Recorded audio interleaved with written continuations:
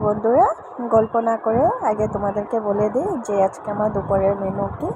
আর তোমরা দুপুরের মেনু কী কী বানিয়েছো অবশ্যই আমাকে জানাবে। আমার দুপুরের মেনু হয়েছে ঢেঁড়স আলু দিয়ে ভাজা আর তোমার বাটার পনির আমি কী কী দিয়ে বানিয়েছি আর কীভাবে বানিয়েছি তোমাদেরকে সমস্ত আমি ভিডিওটাতে দেখিয়ে দেবো যে আমি কী পদ্ধতিতে বানিয়েছি। আর তোমরা কীভাবে বাটার পনির বানাও আমাকে অবশ্যই জানাবে।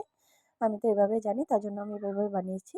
আমি পনিরগুলো কী করেছি, হলুদ দিয়ে ভাজিয়ে নামিয়ে নিয়ে লবণ জল দিয়ে আমি ভিজিয়ে রেখেছি, কারণ তাহলে পনিরটা ভীষণ ভীষণ মানে সফট হবে। তার জন্য এদিকে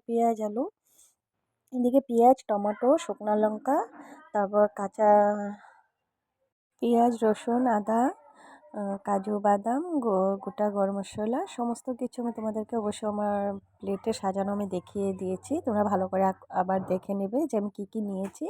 কাজু বাদামও দিয়েছি, তো সমস্ত কিছু আমি একসঙ্গে তেলে ভাজিয়ে নিয়ে গ্রেট করে তারপর মশলা দিয়ে আমি তেল দিয়ে আমি সাঁতলানো হয়ে যাওয়ার পর পনিরটা দিয়ে দিয়েছি। তারপর আমি কী করেছি, কস্তুরি মেথি দিয়েছি আর গুঁড়া গরম মশলা নামাবার আগে দিয়ে দিয়েছি। তোমাদের কাছে কেমন লাগছে আমার বাটার পনির?